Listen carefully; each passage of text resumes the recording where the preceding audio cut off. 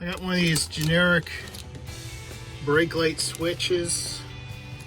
Yeah, don't let your 3-year-old repair the car because there's a bag here that could suffocate them. Little spring that pulls a switch open and closed. And then this bolt comes off. You can tighten these 2 nuts, so I'll probably have to drill a hole somewhere. The top of this brake, where that nut is, I might be able to put a piece of metal that comes over and have something that this can hook into. All right, so I went ahead and went to Roll King and picked up this piece of aluminum here. It's 1 inch wide, 1/4 inch thick, and 48 inches. Teddy's outside playing again. Where's he gonna go? All right, so this is my little fabrication job.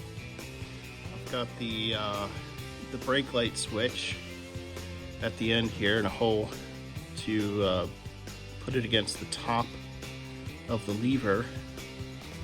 All right, before I put this in the car, I see it's got some kind of weird barrel connectors, and the closest I could find is these. And this does fit on the 1 wire. But I don't have another one. So I'm just gonna replace it with the standard automobile spade terminals and go from there. All right, I got my new spade terminals connected with my wire fly crimpers. So time to install them.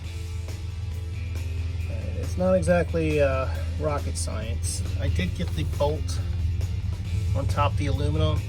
Basically what I did was I found these hooks with bolts. So I have 2 hooks, 2 bolts, and I picked up some washers that they could fit between.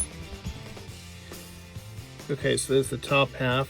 I'm just gonna start off with it all the way down there, and this frame, the body, has this big giant crack. All right, so here's that big crack. Doesn't look good. So I think I'm gonna put it right there. So it's definitely not part of the crack.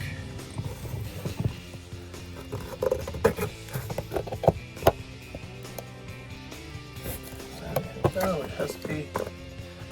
Yep, I put the hole in the wrong place. So, yeah, I think it's too far, too close to the wheel.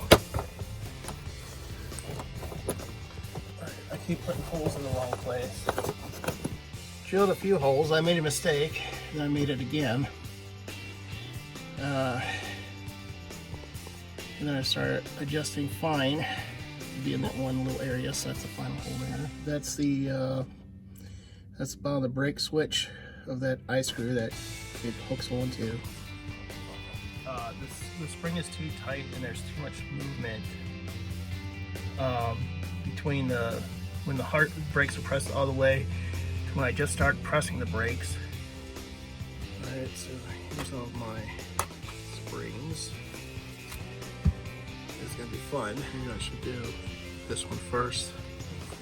Alright, I finally got the spring on to the other spring to get the eyelet. I have this spring hooked up to my battery meter for continuity. So I'm gonna do is I'm gonna go from the bottom and start tightening this bolt down. And once I hear the beep, I'll know that I've tightened it down too far. I can't get that screw hole to go, or screw eye hook to go down any further.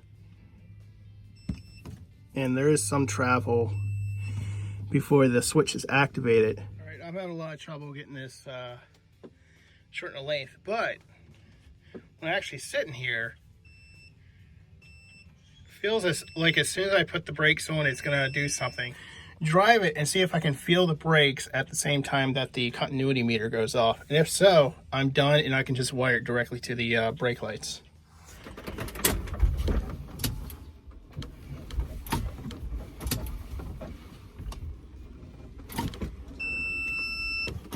Seems to be very good.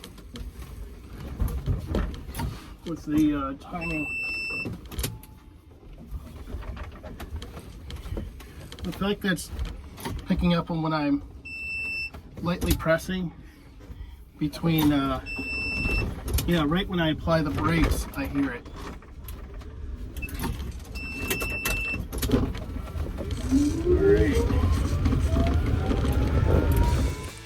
Alright, so the last part is bringing up the wiring to go to the old brake switch.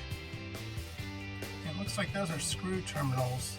What I've done is I got my screw terminals on, so all the purple wires jump over to the black switch there with the two wires coming out at the top there, black cylinder. I'm going to put the up on the brakes.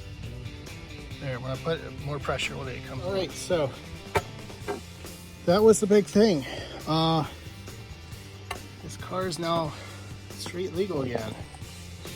So if it gets charged up in time, I might go on a little cruise around town.